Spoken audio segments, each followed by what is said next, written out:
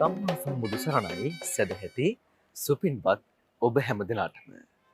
සදහම් මසුන කැමැත්තින් අදත් බෞද්ධ රූපවාහිනිය සමගින් ඒකාත්මික වන සදැහැති ඔබේ හිතසුව පිණිස බෞද්ධ රූපවාහිනිය මේ පැයදී sannivedanaya කරන දායකත්ව සතරමානුශාසනාව බෞද්ධ රූපවාහිනියේ විශේෂ බාහිර පටිගත කිරීමක් ලෙස මෙලෙසින් සදැහැති ඔබ වෙත ගෙන එන්නටයි මේ සූදානම. මේ උතුම් වූ දේශනා වෙනුවෙන් වැඩම අවතාල පූජනීය මාවරලේ පත්තිය පින්වත් ස්වාමින් වහන්සේ අපේ හැමදෙනාම දොහොත් මුදුනත් වැඳ සාදු නදින් ධම්සභා මණ්ඩපයේ වෙත පිළිගනිමු. සාදු සාදු සාදු. සදහැවතුනි, අද මේ උතුම් වූ දේශනා වෙනුවෙන් පින්බර දායකත්වය ලබා දෙනවා විශ්‍රාමික පාඨශාලාචාර්යනී රූපා පෙරේරා මහත්මිය සමගින් එච්.කේ. චන්ද්‍රදාස මහතා, දියණිය පුතුණුවන් බැහැනානුවන් ලේලිය දෙත්සලු සහ දෙව්මතු යන මුණුපුරන් දෙදෙනා ප්‍රධාන ඒ පවුලේ සදැහැති පින්වත් පිරිස විසින්. එහෙමනම් මෙතෙන් පටන් මේ උතුම් වූ දේශනාව පවත්වන්නට ගෞරවනීය ස්වාමින් වහන්සේට নমස්කාර පූරකව පාදාභිවන්දනයෙන් ආරාධනා කරමු. සාදු සාදු සාදු. समन्ता चक्रवालेषु अत्रा गच्छन्तु देवता सद्धम्मं मुनिराजस्य सुनन्तु सग्गमोक्खदं धम्मස්සවන කාලෝ අයං බදන්තා ධම්මස්සවන කාලෝ අයං බදන්තා ධම්මස්සවන කාලෝ අයං බදන්තා නමෝ තස්ස භගවතෝ අරහතෝ සම්මා සම්බුද්දස්ස නමෝ තස්ස භගවතෝ අරහතෝ සම්මා සම්බුද්දස්ස නමෝ තස්ස භගවතෝ අරහතෝ සම්මා සම්බුද්දස්ස. කරුණික ශ්‍රද්ධාකාමී පින්වතුනි, විහාරාධිපති අපේ අතිගෞරවනීය කලගම බුද්ධදත්ත නායක ස්වාමීන්ද්‍රයාණන් වහන්සේගෙන් අපි පාදාභිවන්දනයෙන් යුක්තව අවසර ඉල්ලා සිටිනවා මේ සද්ධර්ම දේශනාව සිද්ධ කරන්නට. පින්වත් සිල්මෑණින් වහන්සේ, සදහැවතුනි, වේවැල්වත්ත කුඩා තේවතු සංවාදන සමිතිය වාර්ෂිකව ධර්මානුශාසනාවක් මේ විදියට සිද්ධ කරනවා. මේ ඒ ඇත්තන්ගේ උතුම් පින්කම් මාලාවේ 9 වැනි පින්කම තමයි අද සිද්ධ කරන්නේ. අරමුණ වන්නේ මියගිය ත්‍රිවිධ හමුදාවට, පොලිසියට, ඒ රණවිරුවන්ට පින් අනුමෝදන් කිරීම. එම කුඩා තේවතු සංවාදන සමිතියේ වේවැල්වත්ත ගරු සභාපතිතුමන් සංජය ප්‍රදීප් ජයසේන මැතිතුමා, ලේකම් MKP උදය කුමාර මැතිතුමා, භාණ්ඩාගාරික සුදර්ශනී රේණුකා මැතිණිය ඇතුළු කොට පින්වත් පිරිස මේ පින්කම සංවිධානය කරනවා. ඒ වගේම බෞද්ධ රූපවාහිනී නාලිකාව වෙනුවෙන් විශේෂයෙන්ම මේ උතුම් පින්කමට තව පිරිසක් දායකත්වයේ දක්වනවා. විශ්‍රාමික පාඨශාලාචාර්යනී රූපා පෙරේරා මහත්මිය, එච්.කේ. චන්ද්‍රදාස මහත්මයා, දියණිය පුතුණුවන් දෑනනුවන් සහ ලේලිය නෙස්සිලු දම්මිතු කියන මුණුබුරු මිනිබිරියන්, ඒ දරුවෝ, විශේෂයෙන්ම රෝගීව සිටින 23 වන දිනට උපන්දින සමරපු ඒ පවුලේ පින්වත් ඒ දායක ඇතන්ට ආශිර්වාද කිරීම පින්කමේදී බලාපොරොත්තු වෙන ඒ ඇත්ත පුද්ගලිකව දෙපාර්ශ්වයේම මියගිය සියලුම නෑයන්ට පින් දෙන්නටත් ඒ ඇත්ත බලාපොරොත්තු වෙනවා. ඉතින් අපි තාම සතුටු වෙනවා අද මේ තරුණ පිරිසක් එකතු වෙලා ව්‍යාපාරික පිරිසක් මේ උතුම් පින්කම මේ විහාරස්ථානයේ සිදු කිරීම පිළිබඳව.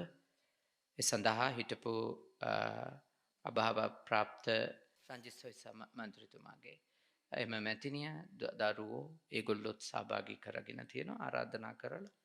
ඉතින් ඊටාම් ශ්‍රද්ධාවෙන් මේ පින්කම ඔය ඇත්ත සූදානම් කරගෙන තියෙනවා ටිකක් වර්ෂාවේ බාධාව පැමිණුණත් ඔය ඇත්ත කවුරුත් බොහෝම කැමැත්තෙන් ඕනකමින් පින්කම සඳහා කටයුතු සම්පාදනය කරගෙන තියෙනවා. පිංගතුනි අපේ තථාගතයන් වහන්සේගේ ධර්මය අපි හරියට තේරුම් ගත්තොත් අපේ මේ ලෝක ජීවිතයටත් පරලෝක ජීවිතයටත් වඩා ඉහළ සැනසිල්ලක් ලබා ගැනීමේ අවකාශය තියෙනවා.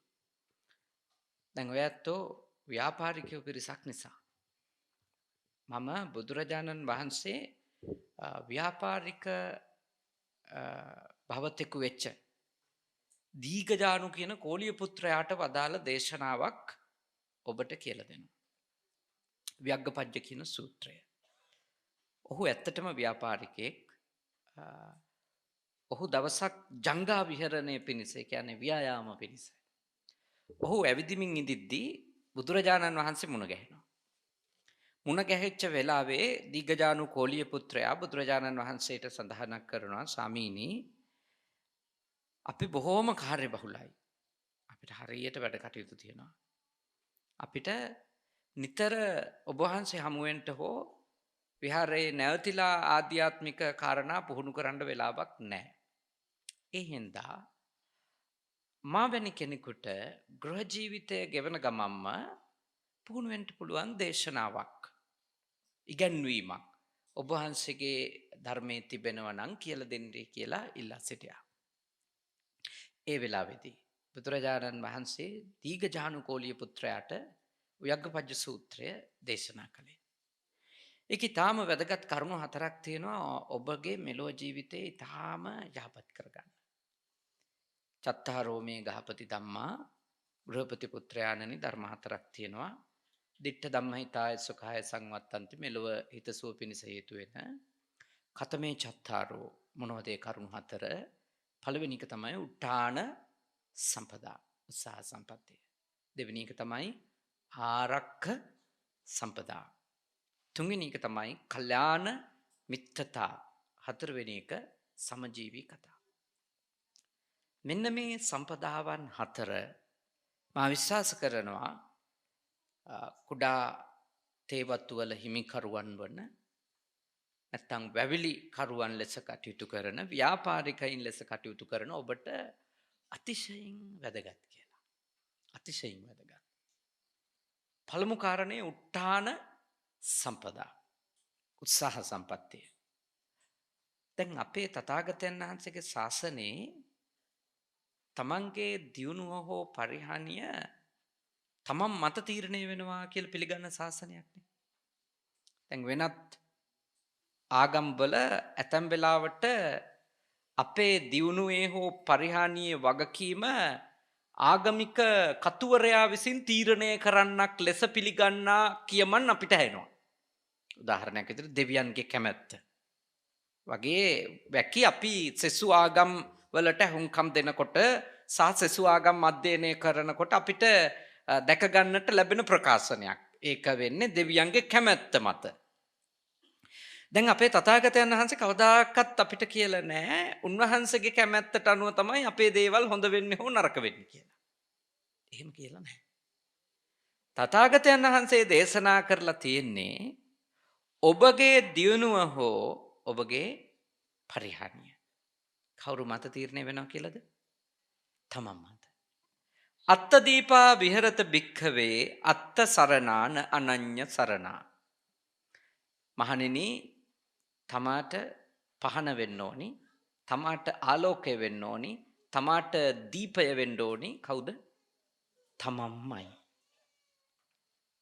තමාගේ සරණ හැර වෙන කවුරෙකුගේවත් සරණක් නැත. ඒක අපේ අර ගැමියෝ කියනවා තමා හිසට තම අතමය සෙවණැල්ල. ඒ තමයි අපේ ශාසනයේ ඉගැන්වීම. එතකොට අපි සාර්ථක වීමත් අපි මත තීරණය වෙනවා, අපි අසාර්ථක වීමත් අපි මත තීරණය වෙනවා. ඒක තීරකයෙක් එළියේ නැහැ. එළියේ තීරකයෙක් නැහැ. එතකොට ඔබලා ව්‍යාපාරිකයෝ විදියට සාර්ථක වීම හෝ අසාර්ථක වීම තීරණය කරන්නේ ඔබගේ හැසිරීම, බුද්ධිය, ඥානය සහ ඔබ විසින් සංසාරේ කරපු කර්ම. ඒවත් බලපාන. වාණිජ්‍ය කියලා සූත්‍රයක් තියෙනවා. ඒ සූත්‍රයේදී තථාගතයන් වහන්සේගෙන් සරියුත් හාමුදුරුවෝ ප්‍රශ්නයක් අහනවා මහරහතන් වහන්සේ. මොකක්ද අහන්නේ? ස්වාමීනි, සමහර කෙනෙක් විශාල මුදලක් යෙදෙව්වත් අල්පලාභයයි ලබන්නේ. සමහර කෙනෙක් ස්වල්ප මුදලක් යොදවලා විශාල ලාභයක් ලබනවා. හේතුව මොකද කියලා. එතකොට භාග්‍යවතුන් වහන්සේ මේ ලෝකයට අදාළ උත්තරයක් නෙවෙයි දුන්නේ. උන්වහන්සේ ඒ වෙලාවේ දීපු උත්තරේ තමයි, පින්වත් සාරිපුත්‍ර, එහෙම කෙනෙකුට අත්දකින්නට වෙන්නේ එයා සංසාරේ කරපු කර්මත් එක්ක. මොනවද? ඊටාම සිල්වත් ගුණවත් උත්තමයන්ට ආරාධනා කරලා ඊටාම උසස් පූජාවන්, ඉහළ පූජාවන් කරන්ට මගේ නිවසට වඩින්ට කියලා ආවට පස්සේ සල්ප දෙයක්වත් නොදී හෝ ඊටාම සල්ප දෙයක් දීලා රවට්ටලා බොරුවෙන් වංචා කරලා යවපු කෙනෙක් ඉන්නවා නම් එයා මේ භවයේදී එහි විපාකය විඳිනවා. කොච්චර ලොකු යෙදවීමක් සිද්ධ කළත් එයා ලබන්නේ අල්පලාභයක් පමණයි. සංසාරික බලපෑම. එතකොට ඒක දෙවියන්ගේ කැමැත්තවත් ඒක බුදුන්ගේ කැමැත්තවත් නෙමෙයි. එයාම වපුරපු දෙයක් එයාට නෙලන්න වෙලා. එයාම ඉඳපු එකක ඵලය එයා නෙලනවා. ඊළඟට උන්වහන්සේ වදාළ තවත් සමහර කෙනෙක් සංසාරේ ඇතැම් භවවලදී ඊටාම සිල්වත් ගුණවත් උත්තමීන්ට ආරාධනා කරනවා ඊටාම සුළු දෙයක්. මම ඔබ වෙනුවෙන් පූජා කරනවා වඩින්ට කියලා. හැබැයි ආවට පස්සේ පොරොන්දුනාට වැඩි යමක් පූජා කරනවා. පිළිගන්වනවා. සතුටු කරනවා. අන්න ඒකේ ආනිසංස විදියට එයාට තථාගතයන් වහන්සේ දේශනා කරනවා සුළු දෙයක් යෙදෙව්වත් වැඩි ලාභ ලබන්ට අවස්ථාව හම්බ වෙනවා කියලා. එතකොට ඒක සංසාර කර්ම. හැබැයි බුදුදහම පිළිගන්නවද ඔක්කොම සසර කර්ම කියලා? නෑ. ඔක්කොම සංසාර කර්ම නෙමෙයි. හැමදේම සසර කරපු කර්ම අනුව තීරණය වෙන්නේ නෑ. සාර්ථක වීම අසාර්ථක වීම. එක හේතුවක්. සංසාර කර්ම කියන එක, පෙර කර්ම කියන එක හේතුවක් විතරයි. එකම හේතුව නෙමෙයි. අන්න බුදුදහම ඊළඟට අපිට උගන්වනවා ඔබට දියුණු වෙන්න ඕන නම්, සාර්ථක වෙන්න ඕන නම් ඔබ ගාව තියෙන්න ඕනෑ කුමක්ද? උත්ථාන සම්පදා. උත්ථාන වීරිය. ඒක විග්‍රහ කරලා තියෙන්නේ මෙහෙමයි. උත්ථාන විරියාදී ගතා බාහා බල පඩචිතා සේදා වක්කිත්තා ධම්මිකා ධම්ම ලතා. උත්ථාන වීරිය තියෙන්න ඕනි. බාහුබලය යොදවල තියෙන්න ඕනි. දහඩිය වගුරුවල තියෙන්න ඕනි. ඊළඟට ධර්මානුකූල නිෂ්පාදනයක් කරලා තියෙනවා. කියන්නේ බෞද්ධයෙකුගේ උත්සාහයයි ධාර්මික බවයි එකට යන්න ඕන. බෞද්ධයෙකුගේ උත්සාහවන්තකම සහ නීත්‍යානුකූල බව කියන එක දෙකම එකට තියෙන්න ඕන. එහෙම නැති වුණොත් විපාකය අනිත් පැත්තට එනවා. විපාකය අනිත් පැත්තට එනවා. කොච්චර උත්සාහවන්ත වුණත් අධාර්මික නම් එයින් බරපතල අයහපතක් එයාට දවසක භුක්ති විඳින්න වෙනවා. මොකද අපිට කවදාකවත් පරලොව අමතක කරලා හම්බ කරන්න පුළුවන් කමක් තියෙනවා කියලා බුද්ධාගමේ කොතනකවත් කියලා නැහැ. අපි ධනය හම්බ කරද්දී, ධනය පරිභෝජනය කරද්දී, ධනය සම්බන්ධව සියලු කටයුතු වලදී අපි වග වෙන්න ඕනේ. කුමක් ගැනද? මට මේ ආත්මෙ විතරක් නෙමෙයි තියෙන්නේ, මට පරලෝ ජීවිතයකුත් තියෙනවා කියන්නේ. ඒක දැනන් ඉන්න ඕනේ. මම මැරෙන කෙනෙක් කියලා තේරුම් අරන් ඉන්න ඕනේ. මම ලෙඩ වෙන කෙනෙක් කියලා තේරුම් අරන් ඉන්න ඕනේ. මම වයසට යන කෙනෙක් ඉඳලා කියලා තේරුම් අරන් ඉන්න ඕනේ. එහෙම තේරුම් නොගෙන ධනය හම්බ කිරිල්ල බුදුදහම කියන්නේ. බුදුදහමේ උගන්වන ධනය හම්බ කිරිල්ල හෝ ධනය පරිභෝජනය කිරිල්ල අපි කල යුත්තේ ජීවිතය පිළිබඳව යථාර්ථය අමතක නොකර. අන්න එවැනි ගැඹුරු දාර්ශනික හරයක් සහිත කෙනෙක්, ගැඹුරු දැක්මක් සහිත කෙනෙක් එයා හම්බ කිරීම නවත්තන්නේ නැහැ. හැබැයි එයා වග වෙනවා. කුමකටද? ට්‍රාන්ස්පරන්සි තියාගන්න. විනිවිද භාවය තියාගන්න. ඒකයි කිව්වේ උත්හාන විරියාදී ගතා. උත්සාහය වීරියා පවත්වනවා. ඊළඟට බාහා බල පරිචිතා. එයා හොඳට අතපය වෙහෙසවනවා. සේදා වක්කිත්තා. දහඩිය එයා වගුරනවා. දහඩිය කඳුළු වගුරනවා. අන්තිමටම එයා හම්බ කරගන්න දේහි නිත්‍යානුකූල බව තහවුරු කරනවා. කොහොමද ඒක කරන්නේ? ධම්මිකා ධම්ම ලද්දා. ධර්මානුකූල.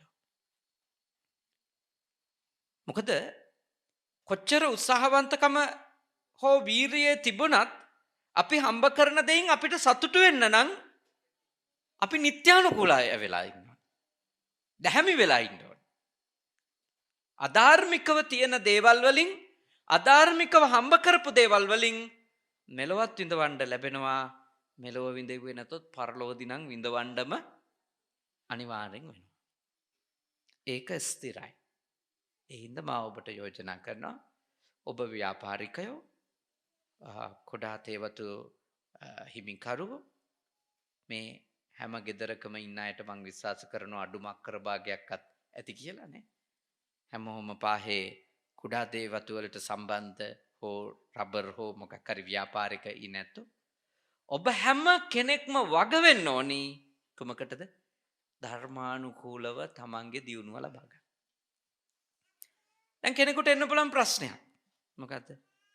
දැහැමිව හම්බ කරලා නිත්‍යානුකූලව විතරක් අපිට අපේ අරමුණු සපුර ගන්න තරම් දෙයක් උපය ගන්නට ලැබෙයිද කියලානේ. ඒක තමයි ගොඩකට තියෙන නිත්‍යානුකූල සීමාවේ රැඳී නොසිටින්ට පොළඹවන කාරණේ. ධර්මානුකූල බව ඉක්මවන්ට මිනිස්සු පෙළඹිලා තියෙන කාරණේ තමයි ඒගොල්ලෝ කල්පනා කරනවා දැහැමිව හිටියොත් එහෙම අපේ ගමන යන්න පුළුවන්ද කියලා. දැන් බලන්න, මම දන්නේ මේක කර්ම විපාකයක්ද මොකක්ද කියලා. දැන් ලෝකේ ගෝලීය උණුසුම වැඩි කරන්නට දැඩි දායකත්වයක් දීපු බලගතු රටක් තමයි ඕස්ට්‍රේලියාව. ගෝලීය උණුසුම කියන එක වර්ධනය වෙන්න ඕස්ට්‍රේලියාවේ දායකත්වය ඉතා ඉහළයි.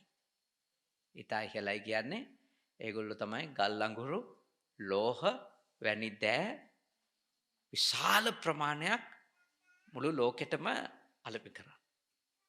කොට ඒ දේවල් ලෝකයට ලබා දෙනකොට ඒව දහනය කරන ප්‍රමාණය වැඩි වෙන්න ලෝකයේ මේ ගෝලීය උණුසුම කියන එක මොකක් වෙනවද? අධික වෙනවා. අද ඕස්ට්‍රේලියාවේ මොකද වෙලා තියෙන්නේ? බිලියනයක් නේ සත්තු මැරලා තියෙනවා. 30 දෙනෙකුට අධික මිනිස්සු මැරලා තියෙනවා. ගෙවල් 300ක් ගිනි අරගෙන විනාශ වෙලා තියෙනවා. ඒ කියන්නේ ඒවා අපිට තර්කානුකූලව මේක නිසා මේක වුණා කියලා පෙන්වන්න බැරි වුණාට ඒගොල්ලෝ උණුසුම් කරපු ලෝකයම ඒගොල්ලොන්ට දැවී යන පරිසරයක් උදා කරලා තියෙනවා. කර්මය කියන්නේ එහෙම තමයි. කර්මයේ හැටි එහෙමයි. එහෙනම් අපි වග වෙන්න ඕනේ. දැන් බලන්න මම එනකොට දැක්කා මේ පාරේ නේ මිනිසාගේ අවශ්‍යතාවය වෙනුවෙන් පාර කාපට් කරනු ලැබුවා. හැබැයි ඒ අවශ්‍යතාවය වෙනුවෙන් සබාදහම සම්බන්ධව නිවැරදි සක්්‍යතා අධ්‍යයනයකින් තොරව කරන ලද කැපීම් හින්දා දරුණු නායයම් දෙකක් අපි එන මාර්ගයේ දැක්ක. ඇත්ත වශයෙන්ම එතනින් එනකොට ඇඟ හීතල වෙනවානේ. මට හිතා ගන්න බෑ ඒවයි ඉන්න අහිංසක මිනිස්සු මේ වරුසාවක් එනකොට කොයි වගේ මානසිකත්වයක නිදා ගන්නව ඇත්ද කියලා. දැන් මේ අපේ අවශ්‍යතාවලට කරපු වැඩනේ ඔය. හැබැයි අපේ අවශ්‍යතාවලට කරන දෙය නිවැරදි සක්්‍යතා අධ්‍යයනයකින් තොරව කරොත්, පරිසරය ගැන නොහිත කළොත්, ගහකොළ ගැන නොහිත කළොත් සතා සීපාව ගැන නොහිත අපේ සාර්ථකත්වයට හෝ අපේ පහසුවට දේවල් කළොත් ඔය වගේ රිටර්න් එකක් එනවද නැද්ද? එනවා. ඔය නෙලන්නේ අපි වපුරපුවද නැද්ද? අපි වපුරපුවා. දැන් ඔතනින් යන වාරයක් පාසා ඔය ඇත්තන්ගේ පපුව පිච්චෙනවද නැද්ද? පිච්චෙනවා. මිනිසා කරපු දෑ. මේ තේරුම් ගන්න. කර්ම විපාක කියන්නේ ඕවට. අපි ක්‍රියාවක් කරනවා ක්‍රියාව වැරදි නම් ප්‍රතිඵලය අපිට වැරදියට එනවා. අපි ක්‍රියාවක් කරනවා ක්‍රියාව යහපත් නම් ඒකේ ප්‍රතිඵලෙත් අපිට ලැබෙනවා. ඒ නිසා ඔබ වැවිලිකරුවෝ. හැබැයි වැවිලිකරුවන් වන ඔබ මහ පොළොව සමග ඊටාම සිහි කල්පනාවෙන් වැඩ කරන්න. මහ පොළොවට සීමාව ඉක්මවලා අයුක්තියක් කරන්න එපා. සීමාව ඉක්මවා අයුක්තිය කරන්න එපා. සීමාව ඉක්මවලා මේ මිහිමවට රිද්දුවොත් හිංසා කරොත් ඒකේ ප්‍රතිවිපාක මිනිස්සුන්ට විඳින්න වෙනවා. ඒක තේරුම් ගන්න ජීවත් වෙන්න. සංවර්ධනය කරන්න. ඔබගේ වගාවන් කරගෙන යන්න. ඒත් හැමතිස්සෙම තේරුම් අරන් ජීවත් වෙන්න අධිවේගීව හැම අංගලකින්ම නිෂ්පාදනයක් කරනවද නැත්තම් වනපියසත් ආරක්ෂා කරගනිමින් අපේ නිෂ්පාදන ක්‍රියාවලිය කරනවද? ඒ ගැන වැවිලිකරුවන් වන ඔබ එක වතාවක් නෙමෙයි මම යෝජනා කරනවා 100,000 වතාවක් හිතන්න. මොකද ඊටාම දරුණු පෑවිලි කාලවලදී සමහර විට ඔබේ වගාව ආරක්ෂා කරලා දෙන්නේ මතක තියාගන්න ඔබ ඉතුරු කරපු පුංචි වනතීරුව කියලා. හොඳ වහින කාලෙට නම් ඒ වනතීරුව තියෙන හරියෙත් ඒ ගස් ටිකක් ඉඳුව නම් කියලා හිතෙන්න පුළුවන්. සියලු මහගස් නැති වුණා නම් හොඳයි කියලා හිතෙන්නත් පුළුවන්. වර්ෂාවෙම හොඳට තියෙන කාලෙදී. හැබැයි මතක තියාගන්න. අධික පෑවිල්ල එන වෙලාවට තේ දැල්ලක් හරි ඉතුරු වුණොත් ඉතුරු වෙන්නේ කිලෝ 2-3ක් හරි කඩා ගන්න පුළුවන් වුණොත් කඩා ගන්න පදනමක් හැදෙන්නේ අපි අතරතුර ඉතුරු කරපු ලොකු ගස් ටිකකින්. ඔක්කොම නැති කරලා අපේ සාර්ථකත්වය ගැන කවදාකවත් හිතන්න එපා. ඒක හිතන්න එපා. එහෙම හිතුවොත් අපි පිරිහෙනවා. දියුණු වෙන්න පුළුවන්. හැබැයි ඒ දියුණුව සස්ටේනබල් කියන එකට අදාළ නැහැ. කියන්නේ තිරසාර නැහැ. දරණීය නැහැ. බුදුදහමේ ඉගැන්වුවේ දරණීය තිරසාර සංවර්ධනයක් ලබන්න. අපේ පැවැත්මත් සහතික කරගන්නවා අනිකාගේ පැවැත්මට හානි වෙන එක නවත්තන්න බැරි නම් අවමහානියකින් අඩුම අවමහානි කියන තැන පුළුවන් තරම් මහ පොළවට වසවිස එකතු කිරීමෙන් වළකින්න. පුළුවන් තරම්. මොකද දැන් මට පේනවා ලංකාවේ ලොකු සාකච්ඡාවක් ඇති වෙමින් තිබෙනවා මොනර ජනගහනය වැඩි. භෝග පාලු කරනවා. ඒ නිසා දැන් මොනරුන් සම්බන්ධව මොකද්ද ගන්නා තීරණය කියලා ලොකු සංවාදයක් සමාජයේ තියෙනවා. ඇත්ත වශයෙන්ම ඉස්සරත් මේ රටේ මොනරු හිටියද නැද්ද? හිටියා. හැබැයි මෙච්චර ලොකු මොනර ජනගහනයක් මං හිතන්නේ තිබුණා කියලා. අද වෙනකොට වෙලා තින්නේ මොකක්ද? මොනරා පාලනය කරන ස්වභාව ධර්මයේ අනෙක් ජීව පද්ධතිය විනාශ කළා අපි ඉවරයි. දැන් මොනරා පාලනය කරන අනෙක් ජීව පද්ධතිය නැති නිසා මොනර ජනගහනය වැඩි වෙලා තියෙනවා. මිනිස්සු මොනරට අත තියන්නේ නැතුව ඉන්නවා කතරගම දෙයියන් හින්දා. වෙන මොකක් අතින්දද මේ? පවුපින් මොකක්ක කතන්දර නැහැ කතරගම දෙයියන්ට බය හින්දා. පවුපින් ගැන හිතනම නම් මේ බත් කූරෙක් ගැඩවිලෙක් ඉතුරු වෙන්නේ නැති මට්ටමට වහගහయ్య පොළවට පවුපින් විශ්වාස කරනවනම් දැහැමිව දියුණු වෙන්න ඒත් ඒ දැහැමි දියුණුව මම දන්නවා ඒක ආක්‍රමණශීලීව අධිවේගී දියුණුවක් නම් වෙන එකක් නෑ. කොහොමද දැහැමිව පොහොසත් වෙන එක බුද්ධාගමේ උපමා කරන්නේ කොහොමද? වම්මිකෝ වූප චීයති. මොන වගේද? වේයෙක් හුඹහක් බඳිනවා වගේ. හිමින් හිමින්. හරි. ඉස්සර ගොම මැටි ගාපු ගෙවල් තිබිච්ච අය ඉන්නවද මෙතන? ඉන්නව නේ? අපේ ගෙදර තිබුණා. අපේ ගෙදර අපි චූටි කාලේ ගොම මැටි ගෑවා. අපේ අම්මා කවදාවත් පොල්ලතු හෙවිල්ලපු අපේ ගෙදර ගොම මැටි ගාද්දි බිම පිටිපස්සේ තිබිච්ච කණ්ඩියෙන් පස් කපන් ආවේ නැහැ. මොකද කරේ? හුඹහකින් තමයි පස් අරන් ආවේ. හුඹස් මැටි තමයි ගත්තේ. මං ඒ කාලේ මට ඇත්තටම පොඩි කාලේ එහෙම ප්‍රශ්න තිබුණා. හුඹස් හොය හොය ඉන්නේ මොකටද කියලා. මෙච්චර පස් කන්ද තියෙද්දි. ඒගොල්ලෝ අපිට ඒව තේරුවෙත් නැහැ. මේකයි කාරණේ කියලා. ඒගොල්ලෝ පුරුද්දට කරේ. ඒගොල්ලොන්ගේ අම්මලත් ගත්තේ හුඹස් මැටි. ඒ නිසා අපේ අම්මලත් එහෙම හුඹස් මැටි ගත්ත මිසක ඒකේ කතාව ඒගොල්ලෝ තේරුම් කරන්න තරම් දැනුමක් ඒගොල්ලොන් තිබුණේ නැහැ. නමුත් ගොමත් එක්ක කලවම් කරලා හුඹස් මැටි අනලා ඒ පොළවේ ගෑවම ඒක සාමාන්‍ය පස් වගේ කෙටි කාලයකින් දූවිලි බවට පත් වෙලා අතු ගෑවිලා යන්නේ මාස ගණනාවක් බොහෝම හොඳට අල්ලලා හිටිනවා. පැරණි චෛත්‍යරාජාණන් වහන්සේලාගේ ගඩොල් නිර්මාණය කරද්දී අරගෙන තියෙන්නේ මොන මැටිද? හුඹස් කඩපු පස් වලින් පුච්චපු ගඩොල් තමයි අරන් තියෙන්නේ.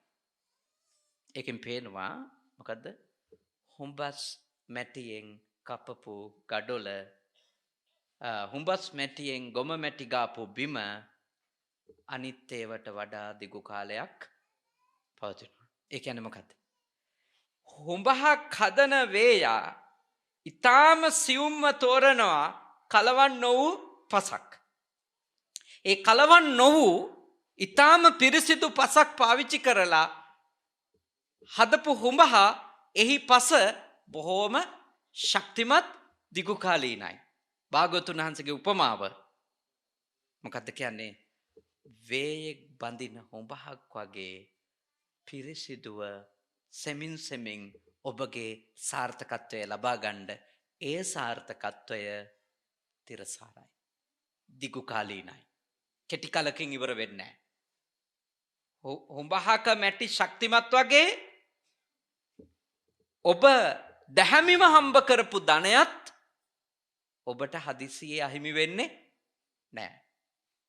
වැරදි පාරේ ගිහිල්ලා හොරමරකම් කරලා කපටිකම් කරලා වංචා දූෂිත වැඩ කරලා ඔබ ධනය හම්බ කරගත්තොතින් දන්නේම නැති වෙලාවල් වල හිතන්නේවත් නැති වෙලාවල් වල ගෙවන්න වෙනවද නැත්? ගෙවන්න වෙනවා. අඩුම ගෙව්වේ නැතත් ඒවා තමන්ගේ ගාව තියෙන හැම තප්පරයකම විඳවිල්ලක් තියෙනවද නැත්? විඳවිල්ලක් තියෙනවා. බයක් තියෙනවා. තැතිගැනීමක් තියෙනවා. අසහනයක් තියෙනවා. මොකද හිත දන්නවා මේවා හරි ධනය නෙමෙයි කියලා. එහෙනම් අපේ පින්වත් පිරිස ඊටාම බුද්ධිමත්ව, ඊටාම ප්‍රඥාවන්තව ධනය හම්බ කිරීමේදී වග වෙන්න ඕනේ. අපි අපායේ නොවන විදියට ධනය හම්බ කරගන්න. බුද්ධාගම අහන්නේ හම්බ කරන ගාන කීයද කියලා. ඔබට හම්බ කරන්නට ආස තරම් ප්‍රමාණයක් හම්බ කරගන්න පුළුවන්. වග වෙන්න ඕන එක කරුණක් වෙනුවෙන් විතරයි. කුමක්ද? හම්බ කරන විදිය නිත්‍යානුකූල වෙන්න. හම්බ කරන විදිය ධර්මානුකූල වෙන්න. ඒ කියන්නේ තාම කල්පනාකාරී වෙන්න ඕනේ. මොකද නැත්තම් ගෙවන්න වෙනවා. මේ ආත්මේ ගෙවන්න උනේ නැතොත් ඊළඟ ආත්මේ ගෙවන්න වෙනවා. මේ ආත්මේ වැරදි පාරේ ගිහිල්ලා හම්බ කරගත්තොතින් වැරදියට තමන්ගේ පොහසත්කම ඇති කරගත්තොතින් අඩුම බයෙන් තැති ගැනීමෙන් අසහනෙන් හරි ජීවත් වෙන්න වෙනවාමයි. ඒකනම් කිසිම සැකයක් නැහැ. නිකන් හිතන්නකෝ. හොරෙන් අනුන්ගේ ගහක කොලක දෙයක් කඩාගෙන එන මිනිස්සෙක් ඉන්නවා කියලා. එයාගේ ගාව දැන් ඒ ගෙනාපු දේ තියෙනවා. හැබැයි එයා හැම මොහොතකම ඉන්නේ සතුටක් එක්කද අසහනයක් එක්කද? පොලිසියෙන් එයිද? අයිතිකාරයා එයිද? කොච්චර අසහනේද? එයා ඒක ඒ ගහක කොළක තියෙන දෙයක් කඩාගෙන එම වෙනුවෙන් උත්සාහවන්ත වෙලා ඇති. දහඩිය වගුරුවල ඇති. බාහුබලය යොදවල ඇති. හැබැයි දන්නවා ඒක ගෙනාවේ නිත්‍යානුකූල ධර්මානුකූල ක්‍රමයකට නෙමෙයි. අන්න ඒ විදියට ගෙනාවොත් අනිවාර්යෙන්ම විපාකේ විඳින්න වෙනවා. මෙලොව විඳවිල්ල පරලොව විඳවිල්ල. ඉද තප්පති පෙච්ච තප්පති. ඒ වෙලාවෙත් තැවි තැවි ඉන්න වෙනවා. පස්සෙත් තැවි තැවි ඉන්න වෙනවා. පාපකාරී පව්කර තැනැත්තා උභයත්ත තප්පති. ඒ අවස්ථා දෙකේම තැවෙනවද නැත? තැවෙනවා. පාපම් මේ කතන්ති තප්පති. මම පව් කරලා තියෙනවා නේද කියලා හිතන වාරයක් පාසා තැවෙනවා. බිහියෝ තප්පති දුග්ගතින් ගතෝ. අපායට ගිහිල්ලා ගොඩාක් එයාට තැවෙන්න විඳවන්න කාරණා යෙදෙනවමයි. එහෙනම් ඔබ දුප්පත්ද පොහොසත්ද කියලා ඔබගේ ගේ අනුව පාවිච්චි කරන වාහනය අනුව මනින්න බෑ ධර්මයෙන්. එහෙම මනින්න බෑ. ඔබ දුප්පතෙක්ද පොහොසතෙක්ද කියන එක තීරණය වෙන්නේ ඔබගේ හදවතට අනුව. ඔබයි දන්නේ ඔබ පයින් ගියත් ඔබ කොච්චර දැහැමිද කියලා. කොච්චර නිවැරදිද කියලා. ඔබ කොච්චර සැනසෙල්ල යනවද? කොච්චර සතුටින් ඉන්නවද? ඔබගේ ගෙදර කැම මේසේ බත් ව්‍යංජන 7-8ක් නොතිබෙන්න පුළුවන්. ඔබ කන්නේ එක ව්‍යංජනයක් එක කැම ටිකක්. ඒත් ඔබ දන්නවා මගේ ළමයින්ට කන්න දෙන්නේ වැරදි පාරේ ගිහිල්ලා ගෙනාපුවා නෙමෙයි. හරිද? හරිද? නිවැරදි මම. මගේ දරුවන්ට දෙන දේ නිවැරදි. දැහැමි. නිත්‍යානුකූලයි. මතක තියාගන්න.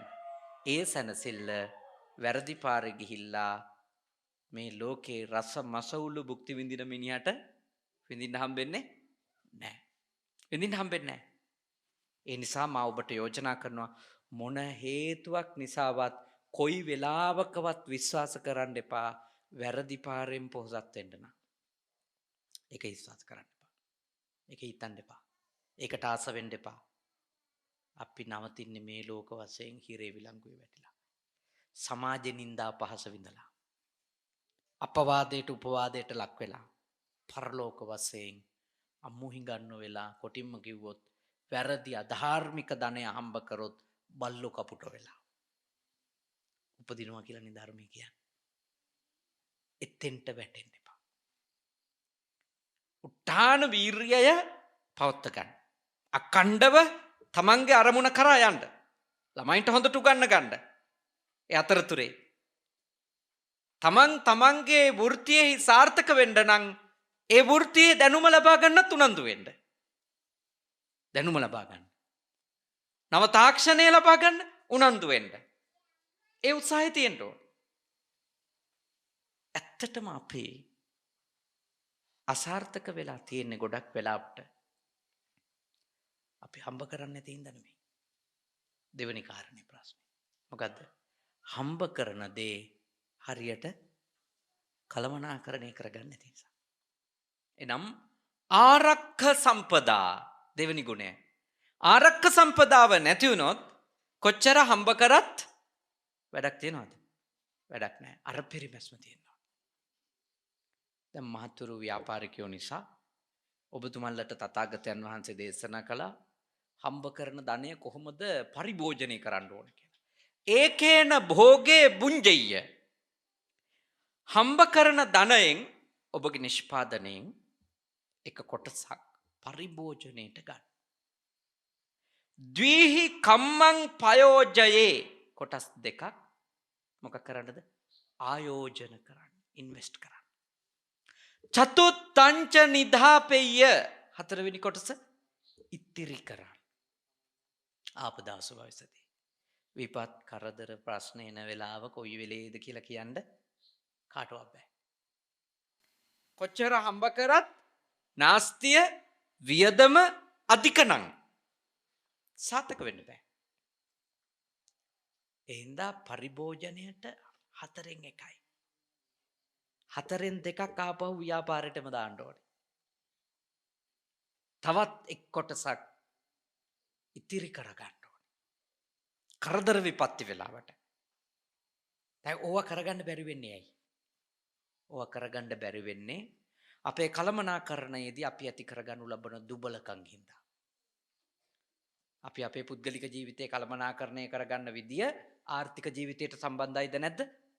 අතිශයින් සම්බන්ධයි. දැන් මේ මහත්තුරු ඉත්තිදුත්තෝ ස්ත්‍රීන්ට ලොල්ලුනොත් ව්‍යාපාරිකයෝ අතට කීයක් හරියනවා. හැබැයි කාන්තාවන්ට දැඩි ලෙස ගිජු වුණොත් ඊළඟට සුරාදුත්තෝ මත්වතුරට මත්ද්‍රව්‍යයට දැඩි ලෙස ගිජු වෙන්න ගත්තොත් ලොල් වෙන්න ගත්තොත් දිනපතා එවැනි දෙයට ඇබ්බැහි වෙන්න ගත්තොත් අක්කදුත්තෝ සූදු කරන්න ගත්තොත් රේස්බුකි වලට යන්න ගත්තොත් බූරුව ගහන්න ගත්තොත් මොකද වෙන්නේ? ලද්දං විනාශේති. හැම සතයක්ම ඉවර වෙනවා. එතකොට බලන්න පුද්ගලික ජීවිතේ තමයි කළමනාකරණය කරගන්න කියන්නේ. හැබැයි පුද්ගලික ජීවිතේ යම්කිසි ආචාර ධර්ම පද්ධතියක් හික්මීමක් සංවරකමක් හදාගත්තොත් ඒක ආර්ථික ජීවිතයට සම්බන්ධයිද නැත්? සම්බන්ධයි. සම්බන්ධයි. දැන් ගොඩක් අයගේ ප්‍රශ්නේ මේ වගේ දේවල් ගැන කල්පනා කරන්නේ කරදරකාරී ප්‍රකාශන ලෙස. දැන් මේ වගේ දැනුමක් ලැබෙනකොට බොහෝ දෙනෙක් ගම්වැසියෝ මම දන්න එකක් තමයි ඒගොල්ලෝ හිතන්නේ ඒගොල්ලොන්ට මේ කරදර කරන්න මේවා කියලා දෙනවා කියලා. නෑ නෑ. ඔබගේ මගේ අතර කිසිම පුද්ගලික සම්බන්ධකමක් නෑනේ. කිසිම පුද්ගලික සම්බන්ධකමක් නෑ. පුද්ගලික කැමැත්තකුත් නෑ ඔබ කෙරේ පුද්ගලික අකමැත්තකුත් නෑ. එතකොට මම මේක කියලා දෙන්නේ ඇයි? බුදුරජාණන් වහන්සේ මිනිස්සෙක් පිරිහෙන්න පුළුවන් හේතු ලෙස පෙන්වලා දීපු කරුණ ධර්ම ගුරුවරයෙක් ලෙස ඔබට කියලා දීම මගේ යුතුයකම. පිළිගැනීම හෝ නොපිළිගැනීම ඒක ඔබේ කාර්යය. මොකද අපි ඔය උපදේශ සමහරුන්ට දුන්නම ඒගොල්ලෝ බොහොම නෝකාඩු හැඟීමක් ඇති කරගෙන නොරිස්සුම් මුහුණක් ඇති කරගෙන ඒගොල්ලෝ කියන්නේ අපේ සල්ලි අපි මහන්සිලා හම්බ කළා අපි බොනවා හාමුදුරුලට මොකද? මට නම් මොකුත් නැහැ. මම මේ කිව්වේ බුදුහාමුදුරු කියපු එක. බුදුරජාණන් වහන්සේ දේශනා කළා තියෙනවා මිනිහෙක් කොච්චර හම්බ කරත් වැඩක් නැහැ ඒ මිනිහා දිනපතා බොනවා නම්. ඒක ඉවර වෙනවා. නැස්ති වෙනවා. මිනිසෙක් කොච්චර හම්බ කරත් වැඩක් නැහැ එක බිරිඳකගෙන් යැපෙන්නේ නැතුව ස්ත්‍රීන්ගේ මේ ලෝලියෙක් වෙලා ස්ත්‍රීන්ගේ වහලෙක් වෙලා ගමන් කරන කෙනෙක් නා. මොකද ඉතින් කාන්තාවන්ට ලොල් වෙච්ච කෙනෙකුට සතයක්වත් නොදෙන මිනිසෙක් එක්ක කාන්තාව වෙන්නේ නැහනේ. කාන්තාවෝ වැරදි සම්බන්ධකමකට පෙළඹෙනවා නම් පෙළඹ වෙන්නෙම ප්‍රධාන හේතුව සුද්ධ කරන්න පුළුවන් හින්දානේ. වෙන මොකක්වත් නෙමෙයිනේ. නැතුව මේ ආදරය හොයන්න ආදරද සල්ලිනේ හොයන්නේ. අන්‍යම් සම්බන්ධකම් ඇතුලේ හොයන්නේ මොකද්ද? අමතර විහිදම් සඳහා සල්ලි. ඒකනේ ඇත්ත. ඉතින් ඒවට පැටලෙන කට්ටිය දැනගන්න ඕන මෙයා එන්නේ මාව සුද්ධ කරන්න කියලා. ඒක තේරෙන්නේ නැත්නම් ඉතින් මොනව කරන්නද? ඒක කියලා දීම මම කරනවා. ඒ බුදුරජාණන් වහන්සේ ඒක ඔබ වෙනුවෙන් දේශනා කළා තියෙනවානේ පරාභව සූත්‍රේ. ගිහියෝ පිරිහෙන්න පුළුවන් ඉස්ත්‍රීලෝලියෝ වුණත් කියලා. එක බිරිඳක් එක සැමියෙක් එතන නවතින්න. ඊළඟට සූදු. එතෙන්ට ගියත් විනාශය. ඔය තුන පුද්ගලික ජීවිතේ හදාගන්න ගියපුවා.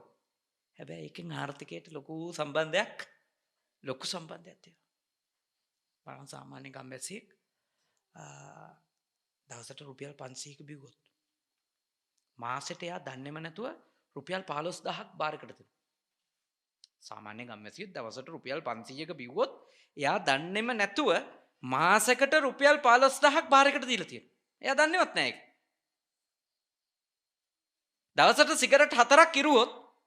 දවසට සිගරට් 4ක් කිරුවොත් එයා දන්නේම නැතුව මාසෙට රුපියල් 6000ක් ලංකා දුම්කොළ සමාගම ටොබැකෝ එකට දීලා තියෙනවා. ඇත්ත වශයෙන්ම කිව්වොත් කම්කරු පැලැන්තියේ මිනිස්සු ඔය මට්ටම දවසේ පවත්වාගෙන යනවද නැත්? මතක තියාගන්න. සමෘද්ධිලාභී ගෙවල් වලින් 90%ක පිරිමියා දවසට අඩුම 750ක බොනවා. ඒ තමයි ඇත්ත. ඒ තමයි යථාර්ථය. කාන්තාව සමෘද්ධිය කැපෙයි කියලා බයට කොච්චර බයඅදු ජීවිතද ගෙවන්නේ නේ? සමෘද්ධිය කැපෙයි කියන බයට කොච්චර බයඅදු ජීවිත ගෙවනවා. කොච්චර තැතිගෙන ඉන්නවදනේ. හැබැයි ඒ ගෙදරම පිරිමියා අඩ්ඩුම මොන ජාතියෙන් හරි 500ක් හොයාගන්න බොන්නේ නැහැ. හැබැයි එයා ඒක නවත්තලා දාන්න තීන්දුවක් ගත්තොත් අඩුම ඒ තාත්තා ඒක පාලනය කරන්න තීන්දුවක් ගත්තොත් ඒ ගෙදර ආර්ථික ජීවිතය කොච්චර උඩට ගෙනියන්න පුළුවන්ද? හිතන්න. අපේ ප්‍රශ්නේ සල්ලි හම්බ කරන්නේ නැති එක නෙමෙයි. අපේ ප්‍රශ්නේ අපේ පුද්ගලික ජීවිත වැරදි පාරවල් වල ගමන් කරවන්නට අපි ඇබ්බැහි වෙච්ච හින්දා අපිට හම්බ කරන ධනයෙන් අපිට උඩට එන්න බෑ. ඒකනේ ලංකාවේ මෙච්චර කල් සමෘද්ධි දීලා තියෙනවා. ජනසවි දීලා තියෙනවා. හැම ඡන්දයක් කිට්ටු වෙනකොටම අපිට ඇහෙන්නේ මොකද්ද? අපි ආවම අලුතින් මෙච්චර සමෘද්ධිය දෙනවා කියලා කියනවා. මිනිස්සු අප්පුඩි ගන්නවා. ඒ කියන්නේ තව හිඟන්න වැඩි වෙලා කියන එකනේ කියන්නේ නේද? ඇත්ත වශයෙන්ම අපේ රටේ සමෘද්ධි ගත්තු එක මිනිහෙක්ටත් ඔබ දැකලා තියෙද සමෘද්ධි නියාමක ගාවට ගිහිල්ලා කිව්වා කියලා ආරංචියක් තියෙද මං දැන් සමෘද්ධිමත් වුණා මට සමෘද්ධිය එපා කියලා. එක මිනිහෙක් අපේ රටේ නේද? එහෙනම් සමෘද්ධි දීම නිසා සමෘද්ධිමත් වෙලා නැහැ කවුරුත්. එහෙමනම් නිවුස් වල යන්න එපානේ. මෙච්චර සමෘද්ධිලාභීන් ප්‍රමාණයක් සමෘද්ධිය ප්‍රතික්ෂේප කරයි. ඒ වෙනුවට නිවුස් වල තියෙන මොකක්ද? තව සමෘද්ධිය ලබා දෙන ලෙස බැගෑපත් වෙයි. කාරණේ මොකක්ද? හම්බ කිරීමේ නිෂ්පාදනයේ ප්‍රශ්නයක් නෙමෙයි. කලමනාකරණයේ ප්‍රශ්නයක් තියෙනවා. දැන් උපාසකම්මලට මොනව හිතනවද මේ ටික කියනකොට? හරියට හරි. හාමුදුරුවෝ හරියටම කිව්වා. අපේ මිනිහා එන්න තිබ්බේ අද. හරියට හරි. කියලා උපාසකම්මලට ඉතින් එතකොට උපාසකම්මලට ඉතින් අපි නම් හරි හොඳයි කියලා. හරිම හොඳයි. ওই මිනිහා තමයි සල්ලි නාස්ති කරන්නේ. ඇත්තම කාරණේ තමයි ඔය නාස්තියම වෙන විදියකට උපාසකම්මලත් කරනවා. ඒ වෙන විදිය. උන්දලා බොන්නේ නැහැ. එහෙම නැහැ මේ මිනිසුන්ට පුද යන්නෙත් නැහැ අතේ තියෙන සල්ලි ටික. ඒවා කරන්නේ නැහැ උපාසකම්මලා. උපාසකම්මලගේ ප්‍රශ්නේ තමයි උපාසකම්මලට හිතෙනවා මුළු රත්නපුරේම තියෙන ප්ලාස්ටික් සහ ඇලුමිනියම් අපේ ගෙදර තිබුණා නම් හොඳයි කියලා. ඒ උන්දලා සීට්ටු දාදා රටේම තියෙන දහජරාව ගෙදර ගේනවා. අර මිනිස්සයා සහ උපාසකම්ම අතර 아무තු වෙනසක් නැහැ. දෙන්නම මොලයක් නැතුව සල්ලි විනාශ කරනවා. ඒ තමයි ඇත්ත. සමාවෙන්න කිව්වට. ඒ තමයි ඇත්ත. මොකද මට මේ උපාසකම්මලගේ මූණු බැලුවන් කියන්න පුළුවන් 500 සීට්ටු කීයද 1000 සීට්ටු කීයද කියලා. මට කියන්න පුළුවන් මූණු බැලුවා. මම අර එක මහත්තයෙක්ගේ මූණ බලලා ඇහුවා මහත්තයා ඉස්කෝලේ මහත්තයෙක් නේද කියලා. ඒ මහත්තයා බුදුම වුණා. දැන් මට මූණු බලලා කියන්න පුළුවන් හරියටම සීට්ටු කීයක් දාලා තියෙද කියලා. තේරුම් අරන් ජීවත් වෙන්න. ඔය යන පාර හරිම පාර නෙවෙයි. තා ටිකක් ජීවිතය ගැන ඥානවන්තව හිතන්න. ණයකාරකමේ ගිහිල්ලා රටේම තියෙන කුණු ගොඩවල් වලින් අපේ ගෙදර පුරව ගන්නවාද? නේද? අද තියෙනවනේ කුඩා ණය දෙන සමාගම් නේ මයික්‍රෝ ෆිනෑන්ස් කියලා. ශුද්‍ර මූල්‍ය සමාගම් ගම් වසාගෙන පැතිරිලන් තියෙන. අධික පොලියටනේ. දරුණු ණයකාරකම් වල කාන්තාව පැටලෙමින් ඉන්නවනේ. දරුණු ණයකාරකම් වල. ඒ සුළුපටු නැහැ. මං අද එද්දි පාරේ දැක්ක සමහර මේ නගරවල දාලා තියෙනවා සීට්ටු සඳහා බෙඩ් සීට්. ඇත්ත වශයෙන්ම මේ මං අද එද්දි දැක්ක එකක්. මම මගේ රියදුරු කිරියල්ල හරියදී මං හිතන්නේ. මගේ රියදුරු මල්ලිට මේ පෙන්න ගන්න මට ඒක බැරි වුණා මේ ඒක පස්සනා ඉක්මනින්ම සීට්ටු සඳහා බෙඩ් සීට්. මං දන්නවා මිනිස්සුන්ගේ සමහර අත්‍යවශ්‍යතා විසඳගන්න මිනිස්සු සීට්ටු දානවා. ඒක ප්‍රශ්නයක් නෑ. නීඩ්ස් නම්. ඒක නීඩ් එකක් නම් ඒක අත්‍යවශ්‍ය දෙයක් නම් ඒකට මිනිස්සු එහෙම කමන්නේ නෑ එහෙම ගියාට. හැබැයි අපි ගේන ගොඩක් දේවල් අපේ අවශ්‍යතා නෙමෙයි. එක එක තැන්වල තියෙන ඒවා අපි දකිනවා අපිට ආස වෙනවා. ඒව අපි කොච්චර අපි ඒ කරන ආයෝජනය ඵලදායී එකක්ද කියන එක ගැන හෝ ඒක අපි සප්‍රයෝජනවත්ද කියන එක ගැන අපිට කිසිම අගයීමක් නැහැ. ඒ ගැන අධ්‍යයනයක් නැහැ අපිට. සාකච්ඡාවක් නැහැ. මොකද ඔක්කොම හොරෙන් කරන වැඩනේ තියෙන්නේ. ගොඩාක් ඒවති ගෙවල් වල සාකච්ඡා කරලා කරන වැඩද හොරෙන් කරන වැඩද? මහත්තයා දන්නේ නැහැ නෝනා කරන ඒවා නෝනා දන්නේ නැහැ මහත්තයා කරන ඒවා. ඇත්ත වශයෙන්ම දන්නේ නැහැ. 90%ක් ඒවා දන්නේ නැහැ. කියන්නෙම යාට ඕනේ නැහැ ඒවා. ළමයි එක්ක පවා කටුකුටු ගාලා මහත්තයා එනකොට නවත්තන මාත්‍රකා ගෙවල් වල තියෙද නැත්ද? මතක තියාගන්න. සිංහල බෞද්ධයෝ අද වැටිලා තියෙන අගාධය අනෙක් ජාතීන්ගේ කුමන්ත්‍රණයක් නෙමෙයි. ඒක බොරුවක්. සිංහල බෞද්ධයෝ අද වැටිලා ඉන්න අගාධයේ ප්‍රධාන හේතුව සිංහල බෞද්ධයෝන්ගේ තියෙන අඥානකම. මාන්නාධිකකම. වැරද්දක් පිළිගන්න අකමැතිකම. නිවැරදි වෙන්න සූදානම් නැතිකම. පන්සල් ගියාට බණ ඇහුවට පිළිපදින්නේ නැතිකම. කොටින්ම හැදෙන්න කැමති නැතිකම. කැමති ඉන්න විදියට ඉන්න දෙන අයට. ඒ හින්දා සිංහල බෞද්ධයෝ බේරගන්න එක ලේසි නෑ. තාම දුෂ්කර දෙයක්. ඉතාම දුෂ්කර දෙයක් සිංහල බෞද්ධයෝ බේරගන්න එක. හැදෙන්න සූදානම් මිනිස්සු නම් බේරගන්න පුළුවන්නේ. වැරද්ද ලෙස පිළිගෙන ඔව් මගෙන් වැරද්දක් වුණා මං ඒක නවත්තනවා. එහෙම මිනිස්සු බේරගන්න එක ලේසි.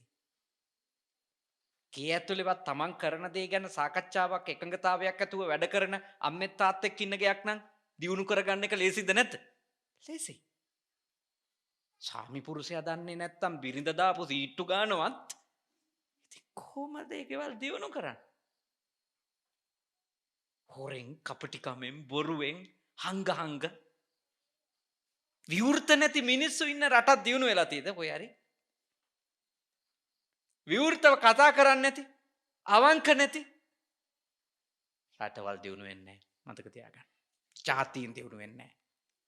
දියුණු වෙන්න නම් අපේ අඩුම මුළු රටටම අවංක වෙන්න බැරි නම් ගෙදරට හරි බොරුව දාන එක කට්ටකම් කරන එක නවත්තන්න ඕන. ගෙදර එකිනෙකා රවට්ට ගන්න එක නවත්ත ගන්න ඕන. විවෘත නැතුව ගේ ඇතුළේවත් ගේ ඇතුළේ තියෙන හැංගුණු ජීවිත නම් දියුණු වෙන්නේ නැහැ. මතක තියාගන්න.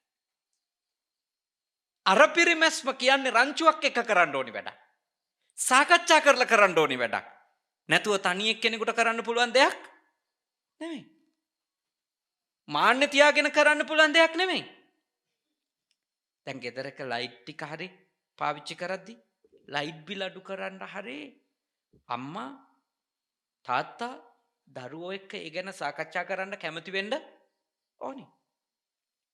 හුදෙක් අම්මා කෑ ගහ බැන ලයිට් නිව් පමණින්ම ගෙදර අනිත් අය දායක වෙයිද විදුලි බිල පාලනයේට?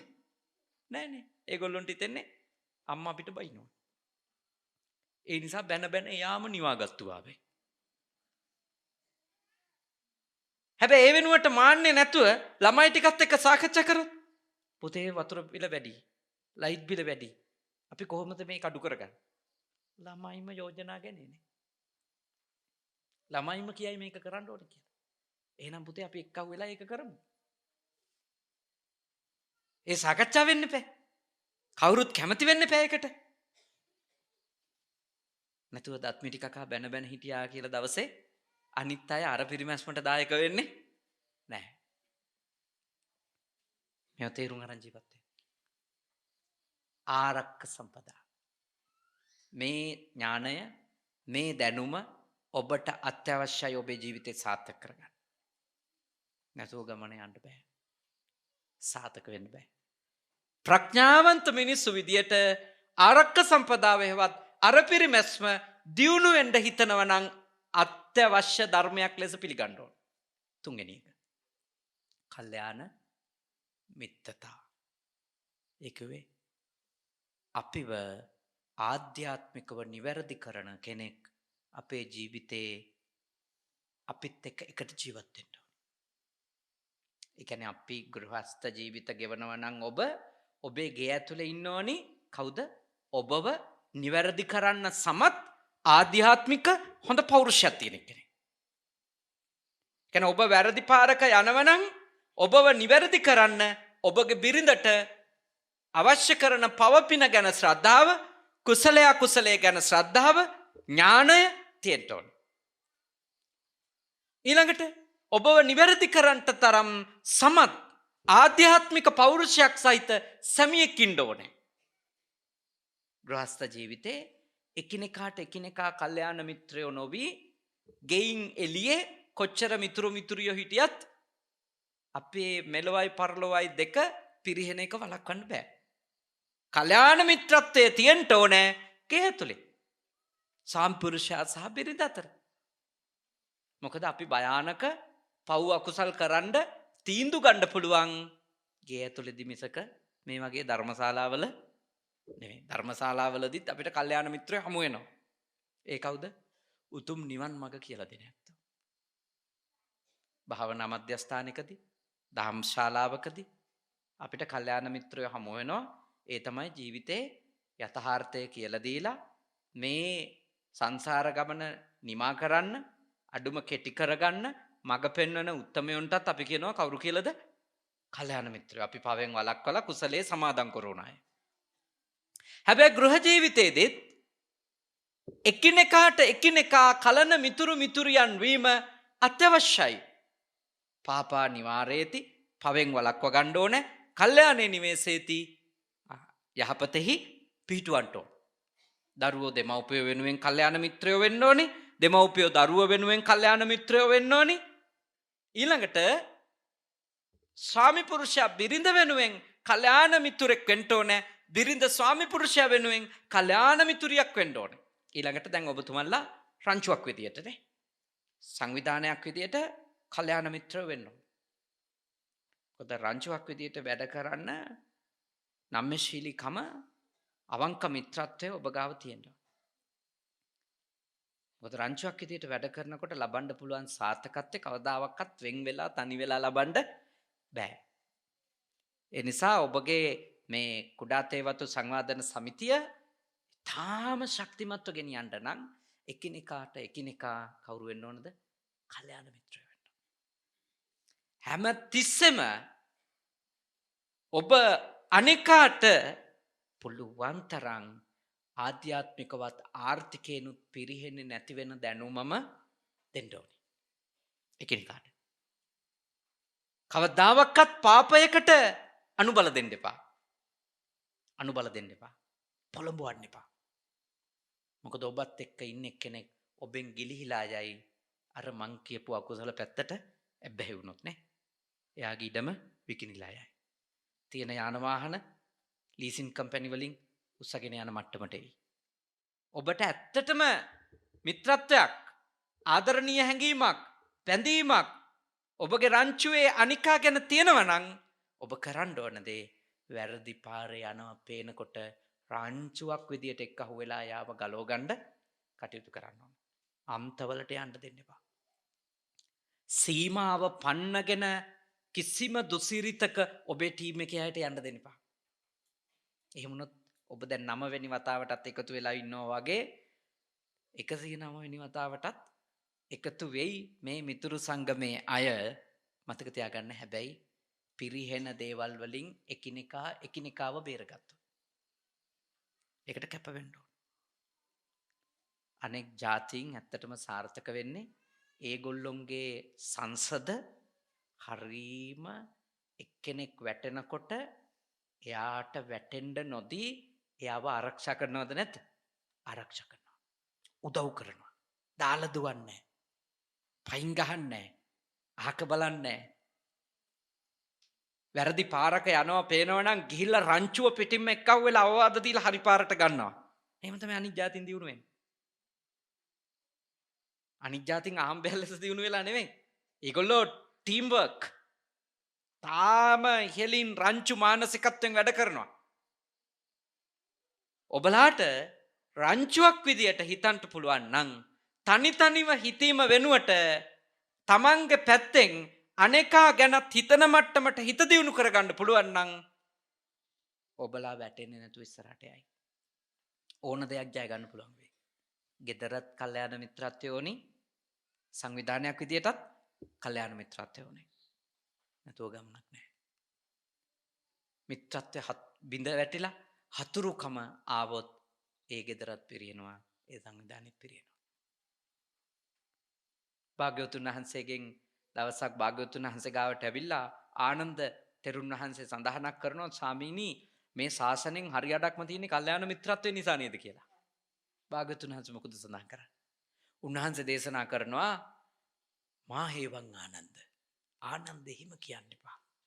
මේ ශාසනයෙන් හරියටක් නෙමෙයි. මේ මුළු ශාසනයම රැකුණොත් රැකෙන්නේ මොකකින්දද? කල්යාණ මිත්‍රත්වයෙන්. හිතන්න. කල්යාණ මිත්‍රත්වයට තථාගත ශාසනය දීපු වටිනකම. ඒ කියන්නේ අපි එකිනෙකාට මිතුරියෝ වුණොත් තමයි අපිට ගමන යන්න පුළුවන්. නැත්තම් අපි පිරියනවා. ඔය ඇත්තෝ මගේ අඩුපාඩුවක් දැක්කන් කියලා දෙන එක. මම ඔය ඇත්තන්ගේ අඩුපාඩුවක් දැක්කන් කියලා දෙන එක. මගේ ප්‍රශ්නවලදී ඔබ පිහිට වෙන එක. ඔබේ ප්‍රශ්නේදී මගේ දැනුමෙන් හෝ මම පිහිට වෙන එක. එතනින්නේ මේ ශාසනය යන්නේ. ජාතියක් දියුණු වෙන්නේ එතනින්. සමාජයක් දියුණු කරගන්න පුළුවන් එතනින්. මම ඔබට දැන් කාරණා කියලා දුන්නද? 3. උත්තාන සම්පදා උත්සාහයෙන් නිෂ්පාදනයේ දෙන්න. ආරක්ක සම්පදා අර පිරිමැස්මෙන් යුක්තව මනා කළමනාකරණයක් ඇතුව පරිභෝජනකාරී දෙන්න. 3 වෙනි එක කල්යාණ මිත්‍රතා. ඊටාම ඉහළ මට්ටමේ මානව සම්පත් කළමනාකරණයක් පවත්වා ගන්න.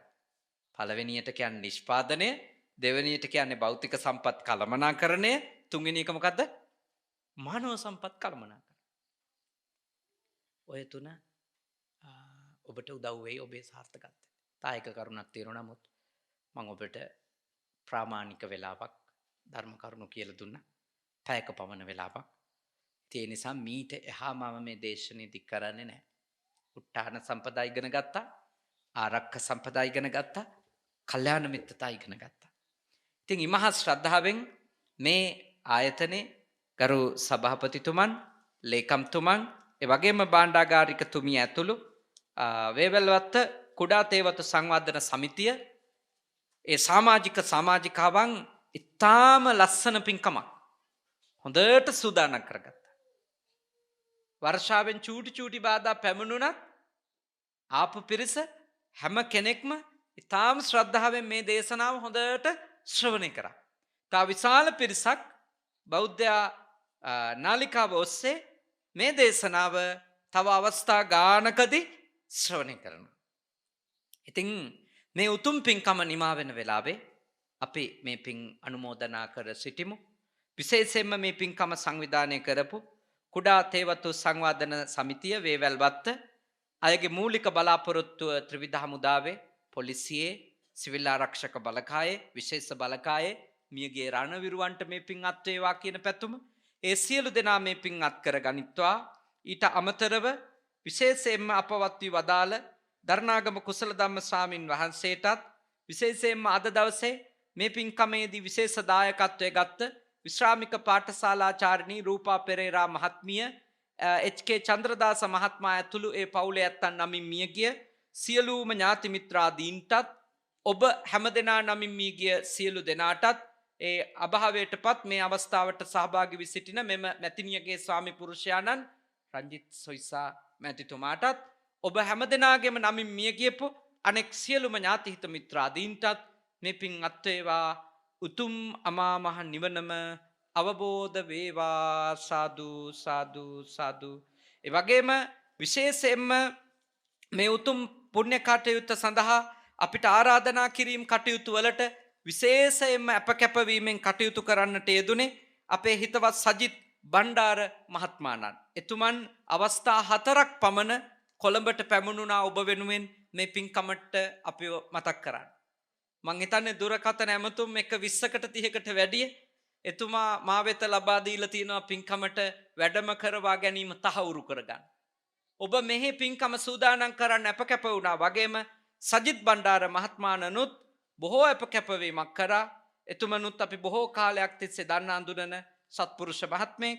එතුමා ඇතුළු කොට සියලු දෙනාටත් ඒ පවුල්වල ඇත්තන්ටත් පරම පූජනීය නායක ස්වාමින් වහන්සේටත් අද දවසේ බෞද්ධ නාලිකාව වෙනුවෙන් දායකත්වයේ ගත්ත විශ්‍රාමික පාඨශාලාචාර්යනී රූපා පෙරේරා මැතිණියට එච්.කේ. චන්ද්‍රදාස මැතිතුමාට දියණියට පුතණුවන්ට දෑනනුවන් ලේලිය ඒ වගේම මුණුබුරම් දෙදෙනා ඇතුළු සියලු දෙනාටත් ඒ වගේම මේ කුඩා තේවතු සමිතියේ සංවාධන සමිතියේ සියලුම දෙනාටත් ඒ වගේම ත්‍රිවිධ හමුදාවේ සියලුම දෙනාටත් මේ ස්ථානයට ආපු ඔබ හැම දෙනාටමත් සියලු දෙවියන්ගේ ආශිර්වාද වේවා, කරදර දුරු වේවා, බාධක දුරු වේවා, අපල උපද්‍රව දුරු වේවා, වැස්සෙන් පින්නෙන් කරදර බාධක නොවේවා, සියලු යහපත උදා වෙන නව වර්ෂයක් බවට, නව දශකයක් බවටම මේ උදා වූ වසර උදා වූ දශකයේ පත් වේවා. ව්‍යාපාරික කටයුතුත්, දරුවන්ගේ අධ්‍යාපන කටයුතුත්, ගෘහස්ත ජීවිතයේ කටයුතුත් පින් අනුමෝදන් වන සුමන සමම් දෙවියන් ඇතුළු සියලු දෙවියන්ගේ ආශිර්වාදයෙන් ඔබට සැලසේවා. උතුම් දිව්‍ය රාජ සමූහයාද ප්‍රාර්ථනීය බෝධියකින් ඉක්මන් භවයකදී නිවන් අවබෝධ කර ගනිත්වා. සාදු සාදු සාදු. අවසාන වශයෙන් ඔබ අප හැම දෙනාට දෙවි දේවතාවුන්ට මියගිය සියලුම ඥාති හිත මිත්‍රාදීන්ට මේ පින් කුසල් පාරමිතා වේවා. බෞද්ධ නාලිකාව තුලින් මේ දේශනාව ඇහූ පිරිසටත් ඔබ හැම දෙනාටමත් සියලු දෙවියන්ටත් නමින් මී ගිය නෑයන්ටත් උපදින හැම ආත්මෙකම සත්පුරුෂයෝ මුණ ගැහේවා, කල්යාණ මිත්‍රයෝ මුණ ගැහේවා, සද්ධර්මයේ මැසේවා, ධර්මාන් ධර්ම ප්‍රතිපත්ති පුරාගෙන ඉක්මන් භවයකදී නිවන් දකින්නට අපිට මේ පින් කුසල් පාරමී ධර්ම වේවා. සාදු සාදු සාදු. ආකාසට්ටහා ච බුම්මට්ටා දේවා නාග මහිත්‍තිකා පුඤ්ඤන්තං අනුමෝදිත්වා චිරන් රක්칸තු ශාසනං. ආකාසට්ටහා ච බුම්මට්ටා දේවා නාග මහිත්‍තිකා පුඤ්ඤන්තං අනුමෝදිත්වා චිරන් රක්칸තු දේශනං. ආකාසට්ටහා ච බුම්මට්ටා දේවා නාග මහිත්‍තිකා පුඤ්ඤන්තං අනුමෝදිත්වා චිරන් රක්칸තු මම් පරන්ති තී. හොඳයි, කවුරුත් වන්දනා කරගන්න. අභිවාදන සීලිස්ස නිච්ඡං වද්දාපචායිනෝ චත්තාරෝ ධම්මා වඩ්ඩන්ති ආයුවන්නෝ සුඛං බලං ආයුරාරෝග්‍ය සම්පatti සග්ග සම්පatti මේවච අතෝ නිබ්බාන සම්පatti මිනාතේ සමිච්ඡතු.